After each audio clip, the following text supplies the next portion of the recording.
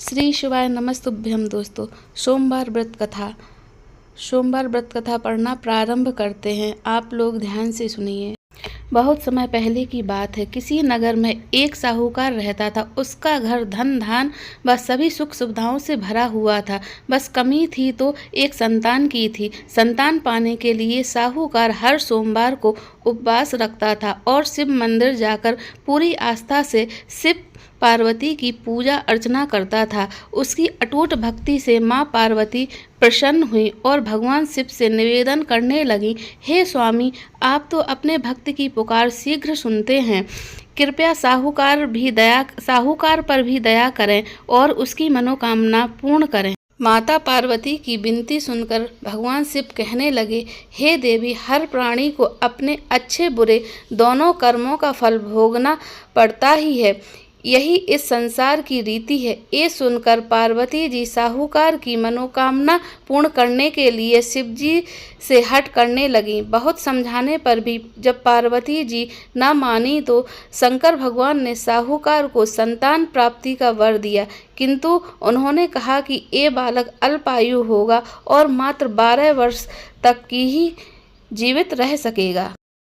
उधर साहूकार भगवान शिव व माता पार्वती की बातें सुन चुका था, इसलिए उसे संतान प्राप्ति का वरदान पाने के बाद भी कोई प्रसन्नता न हुई, किंतु वो अब भी पहले की तरह पूरी श्रद्धा से भगवान भोले शंकर की आराधना करता रहा। वरदान पाने की कुछ ही समय बाद साहूकार की पत्नी गर्भवती हुई और 9 महीने बाद एक सुंदर बालक को जन्म दिया। जब बालक 11 वर्ष का हुआ तो साहूकार ने उसके मामा को बुलाकर कहा कि इसे काशी पढ़ने के लिए ले जाओ। तुम लोग रास्ते में यज्ञ व दान पुण्य करते हुए जाना। ये कहकर साहूकार ने उन्हें खूब धन देकर विदा किया। इधर काशी प्रस्थान के बाद मामा भांजे एक गांव से गुजर रहे थे। वहां एक राजकुमारी का विवाह हो रहा था, परंतु राजकुमार एक आंख से काना था।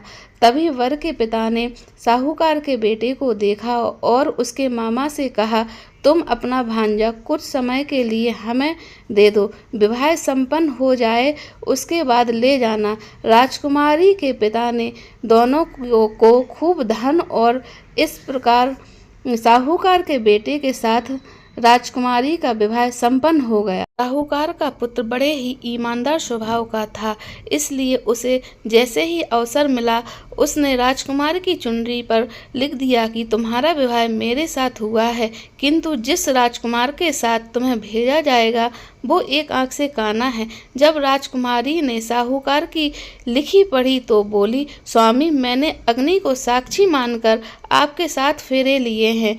अब मैं आपके अलावा किसी और को अपना पति स्वीकार नहीं करूंगी। पत्नी की बात सुनकर साहूकार के बेटे ने कहा, ऐसा मत कहो, मैं अल्पायु हूँ। कुछ ही दिन में 12 वर्ष की आयु होते ही मेरी मृत्यु निश्चित है। लेकिन पत्नी ने कहा, जो भी हो, मेरे भाग्य में लिखा होगा वो मुझे स्वीकार है। राजकुमारी ने ये बात अपने माता पिता को बताई। इस पर राजा बहुत क्रोधित हुए और उन्होंने अपनी पुत्री को उस राजकुमार के साथ विदा किए बिना ही भारत वापस लौटा दी। उधर साहूकार का बेटा व उसके मामा काशी पहुँचे। वहां जाकर दोनों ने कई यज्ञ अनुष्ठान किए और साहूकार के बेटे ने विद्या ग्रहण करना शुरू किया। जिस दिन बालक 12 वर्ष का हुआ उस दिन भी मामा भांजे दोनों यज्ञ करने जा रहे थे, किंतु अचानक साहूकार के बेटे की तबीयत बिगड़ने लगी। उसने अपने मामा से कहा, मामा, मेरी तबीयत कुछ ठीक नहीं लग रही है। ये सुनकर मामा ने उसे अंदर जाकर आराम करने को कहा। बालक अंदर जाकर आराम करने लगा, किंतु आज ही के दिन उसकी मृत्यु निश्चित थी, अतः कुछ ही समय में उसके प्राण पखेरु निकल गए। भांजे की मृत्यु होने पर मामा विलाप करने लगे। संयोग बस उसी समय भोलेनाथ माता पार्वती जी उसी रास्ते से जा रहे थे। माता पार्वती ने शिव जी से कहा, हे स्वामी, ये करुण स्वर किस ओर से आ रहा है? मुझसे ये सहन नहीं हो रहा है। कृपया आप इस व्यक्ति के कष्टों का निवारण करें।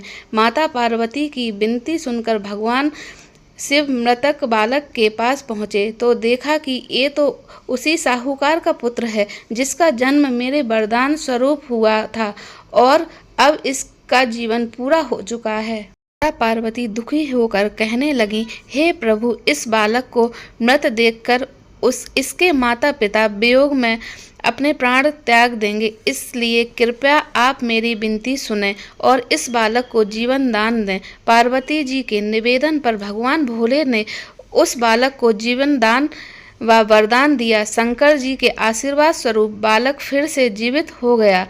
उसने अपनी शिक्षा पूरी की और अपने मामा के साथ नगर लौट पड़ा।